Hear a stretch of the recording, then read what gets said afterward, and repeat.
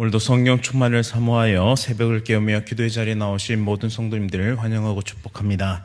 사랑과 은혜가 풍성하신 하나님 아버지, 새벽을 깨우며 하나님 앞에 나와 기도하게 하심을 진심으로 감사드립니다.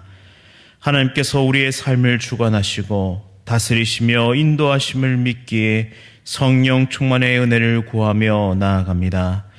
이 시간 말씀으로 우리의 삶을 인도하시고 어둠 속에서 진리의 빛으로 우리를 이끌어 주옵소서. 새 생명 축제를 통해 많은 영혼들이 복음을 듣게 하시니 참으로 감사드립니다.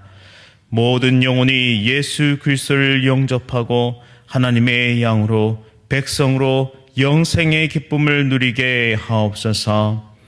이제 한 달 앞으로 다가온 대학 수학 능력 시험을 준비하는 귀한 자녀들에게 건강과 지혜와 힘을 더하여 주시고 수고하고 노력한 모든 것이 하나님 안에서 아름답게 결실하게 하옵소서.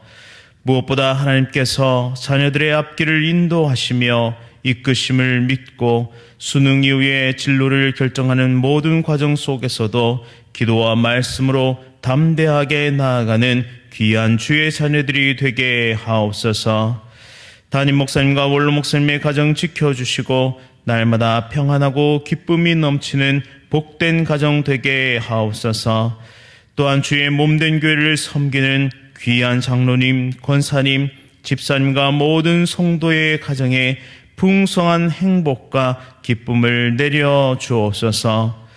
해외에 나가 계시는 선교사님, 또한 군복무 중인 주의 자녀들, 또한 해외에 나가 있는 모든 자녀들을 눈동자와 같이 지켜 보호하여 주옵소서.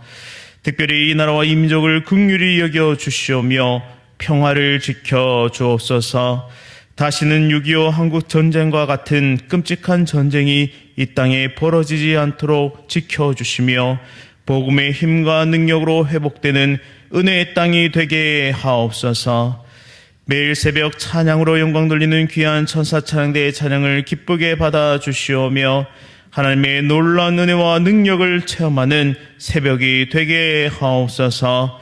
예수 그리스도의 이름으로 간절히 기도드립니다. 아멘. 오늘 하나님께서 우리에게 주시는 말씀은 갈라디아서 2장 15절부터 21절까지의 말씀입니다. 신약 성경 303면에 있습니다.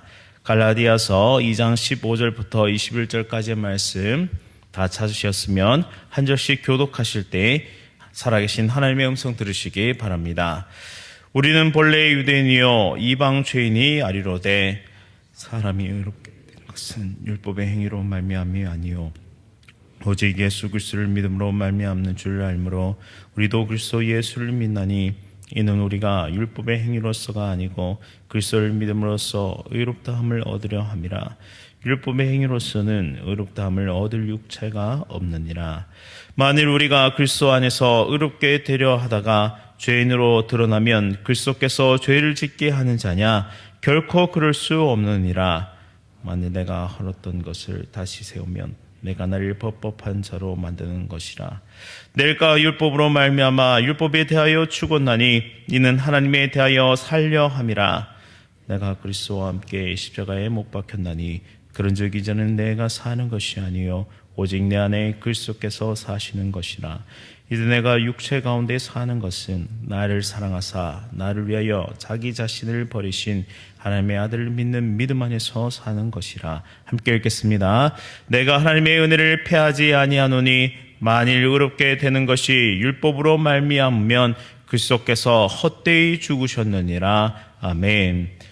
오직 믿음으로 의롭게 되다, 오직 믿음으로 의롭게 되다라는 제목으로 말씀을 선포하도록 하겠습니다.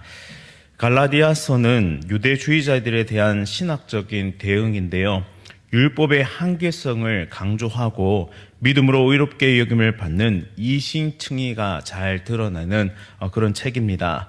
그러면서 동시에 중심 주제는 하나님께서 예수 그리스도 사역을 통해 이루신 새 창조 그리고 그 결과로서 모든 믿는 자에게 주시는 자유가 핵심 사상입니다. 따라서 예수님께서 십자가상에서 스스로 죄와 율법의 저주를 담당하심으로 저와 여러분들을 구속해 주셨고 해방시켜 주셨습니다. 이제는 죄와 사망의 법에서 생명의 성령의 법으로 우리를 옮기시고 생명 가운데 자유 가운데 삶을 살아갈 수 있도록 인도해 주셨습니다. 그래서 믿는 자는 더 이상 죄의 종노릇하지 않고 예수님 안에서 성령의 일하심을 통해서 하나님의 생명을 누리며 살아가게 된 것입니다. 또한 그 생명을 나만 가지는 것이 아니라 나의 삶을 통해 하나님 앞에 전적으로 순종하는 삶을 통해 이 생명을 나타내며 살도록 하나님의 원리와 방법을 가지고 이 땅을 살아가며 성화를 이루어 가도록 우리를 이끌어 주십니다. 이제는 율법에 얽매여 억지로 행하는 것 아니라 우리 안에서 역사하시는 성령 하나님과 함께 자유와 기쁨을 누리며 하나님 앞에 순종하는 놀라운 삶을 살아가게 된 것이죠. 예수님은 십자가에 자신을 내어주심으로 새로운 시대를 열어주셨습니다. 우리는 이제 성령님을 따르는 새 시대를 살아가게 된 것입니다. 이 새 시대에는 할례의 유무를 떠나서 민족적이고 환경적이고 문화적인 모든 족구를 초월한 하나님의 가족으로서의 새로운 정체성을 가진 공동체가 만들어지는데 그 공동체가 뭐냐? 바로 그 공동체가 교회입니다. 그런데 갈라디아 지역에 침투한 이 바울의 대적자들은 유대주의자들이었는데요. 그들은 민족적인 우월성을 가지고 차별을 시도하며 할례를 필두로 한 율법의 문제를 들고 들어왔습니다. 그들은 다양한 인종적, 문화적, 사회적 배경을 지닌 갈라디아 교회 공동체의 분열을 조장하였던 것입니다. 그래서 바울은 하나됨의 원리를 중심으로 하나님의 가족으로서 인종, 성별, 신분의 차별이 없는 하나의 공동체를 지향하며 강조하게 된 것이죠. 어제 새벽 말씀을 통해 안디옥에서 벌어진 사건을 알게 되었습니다. 베드로가 식탁의 교제를 깊이 하면서 이방 신자들에게 유대인처럼 살도록 압력을 행사하는 이 일로 인해서 바울에게 베드로는 큰 책망을 받게 됩니다.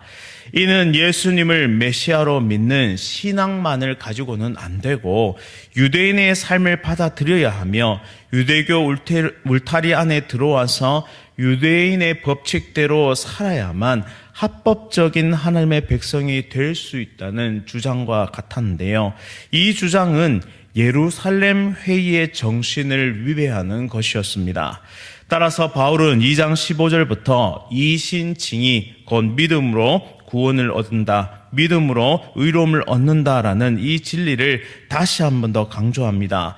16절 말씀에 사람이 의롭게 되는 것은 율법의 행위에서 난 것이 아니요 오직 예수 그리스도를 믿음으로 말미암은 줄을 아는 고로 우리도 그리스도 예수를 믿나니 이는 우리가 그리스도를 믿음으로써 의롭다함을 얻으려 함이라. 율법의 행위로서는 의롭다함을 얻을 육체가 없느니라고 분명하게 말씀합니다. 따라서 복음의 핵심은 오직 예수 그리스도를 믿음으로만 의롭게 된다는 것이죠. 하나님께서는 구약 시대나 신약 시대나 단 한 번도 율법을 구원을 얻기 위한 수단으로 주신 적이 없습니다. 구약이나 신약이나 변함없이 오직 믿음으로만 구원을 받습니다. 아브라함은 율법이 있는 시대를 살았습니까? 없는 시대를 살았습니까? 아브라함은 명문화된 율법이 없는 시대를 살았죠. 그러나 아브라함은 믿음으로 말미암아서 하나님의 의로우심을 입게 되는 것입니다. 하나님의 은혜가 그에게 먼저 임했기 때문에 그는 구원받는 백성 또한 믿음의 조상이 될 수 있었죠. 그 이후에 모세 때에 와서 율법이 나타나게 된 것입니다.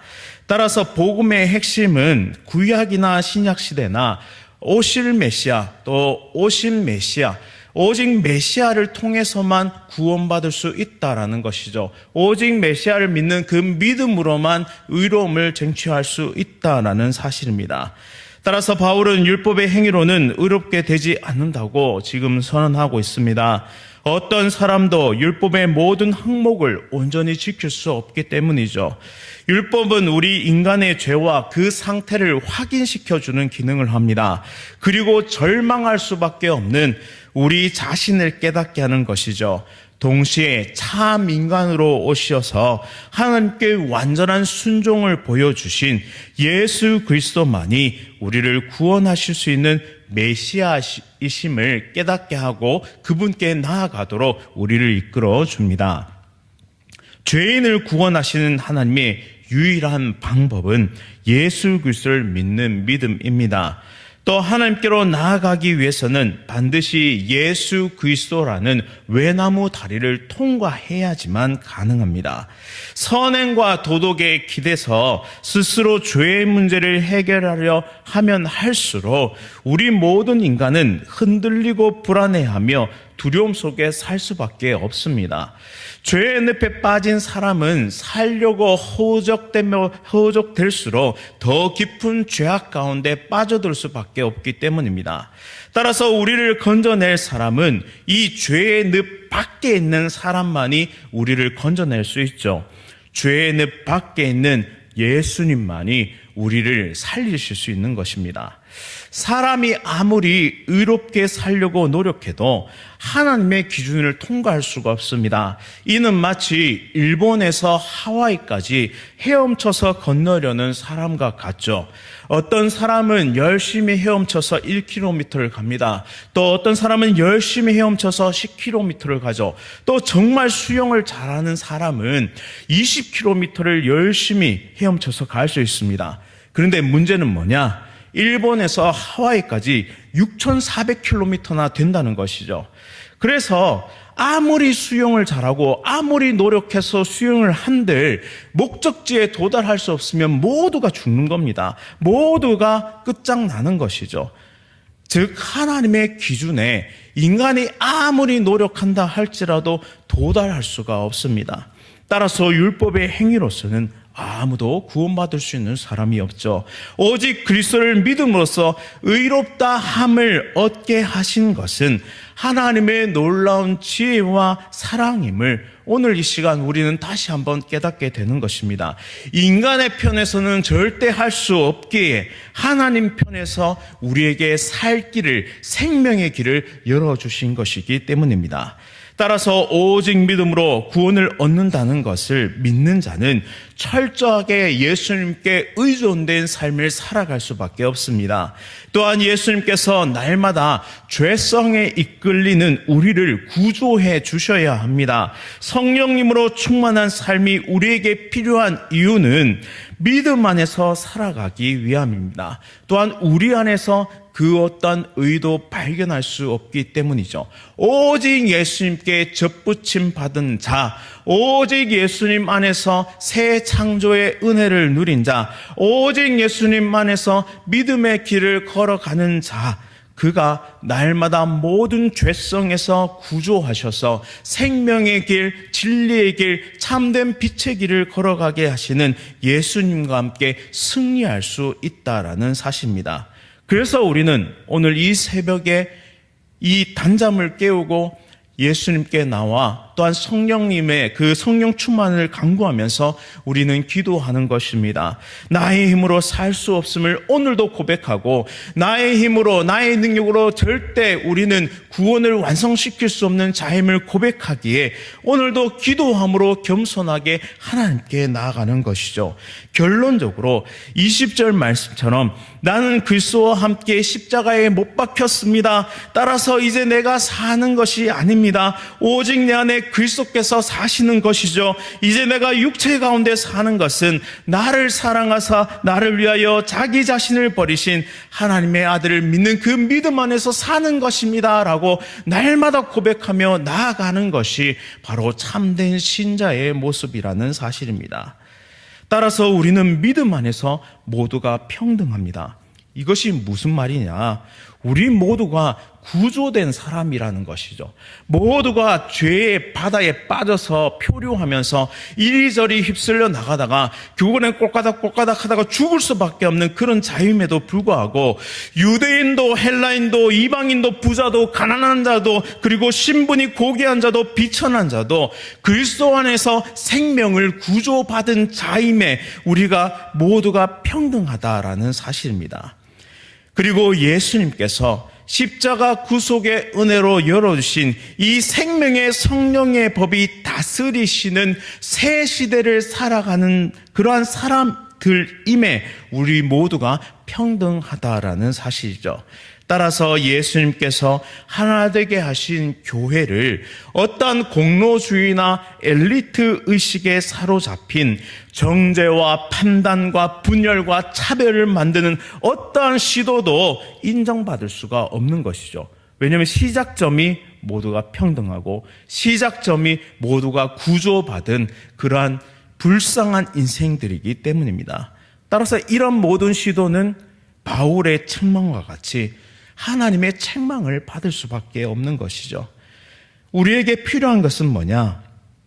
오직 믿음으로 의롭게 됨을 깨닫고 또한 이 의로움을 입는 것 자체가 하나님께서 우리에게 열어주신 생명의 길임을 그 은혜임을 깨닫고 하나님 가족 공동체로서의 이 아름다운 교회를 세워가는 그러한 모든 사역 가운데 우리가 쓰임받아야 한다라는 사실입니다.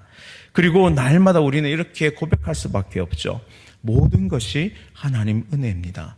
모든 것이 나를 살리신 하나님의 은혜입니다라고 우리는 고백할 수밖에 없는 것입니다. 또한 우리도 예수님의 손에 구조되어서 이 생명선에 올라탄 것처럼 전적인 하나님 은혜였음을 기억하며 복음의 생명줄을 던져서 함께 영생의 나라를 향해 믿음의 항해를 감당하는 그런 운명 공동체, 그런 생명 공동체임을 고백하면서 옆에 있는 지체들과 함께 기도하고 옆에 있는 지체들을 격려하면서 복음의 사역, 복음의 행진을 이어나가야 한다는 사실입니다. 우리에게 맡겨주신 영혼들을 위해 오늘도 함께 기도할 수 있기를 소원합니다. 하나님, 사랑하는 저 영혼들을 이 생명선에 올라타게 하셔서 이 생명줄을 던져서 그들을 건져내어서 이 행복한 하나님과의 참된 구원의 길을 걸어갈 수 있는 우리 모두가 될 수 있도록 우리를 사용해 주십시오 라고 함께 기도하면서 오늘도 성령 충만을 간구하며 함께 기도하는 하나님의 거룩한 백성들 다 되시기를 간절히 바랍니다. 말씀을 기억하면서 함께 기도하겠습니다. 사랑과 은혜가 풍성하신 하나님 아버지, 참으로 감사드립니다.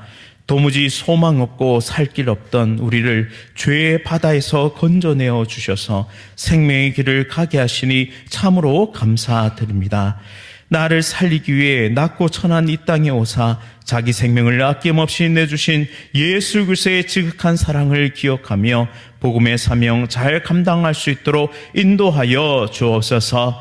새 생명 축제를 통해 복음을 듣는 모든 영혼들에게 큰 울림이 있게 하시고 예수님을 나의 구주로 영접하는 큰 은혜를 부어 주옵소서. 생명선 가운데 모두 올라타 생명의 길, 구원의 길을 걸어갈 수 있는 우리 모두가 될 수 있도록 인도하여 주옵소서. 예수 그리스도의 이름으로 간절히 기도드립니다. 아멘. 하늘에 계신 우리 아버지여, 이름이 거룩히 여김을 받으시오며 나라가 임하시오며 뜻이 하늘에서 이루어진 것 같이 땅에서도 이루어지이다.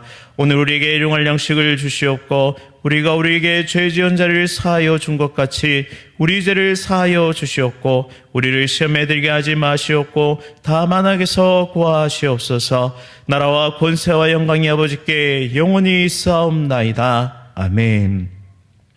오늘은 제일옥천교회 허재용 목사님을 위해 함께 기도하겠습니다.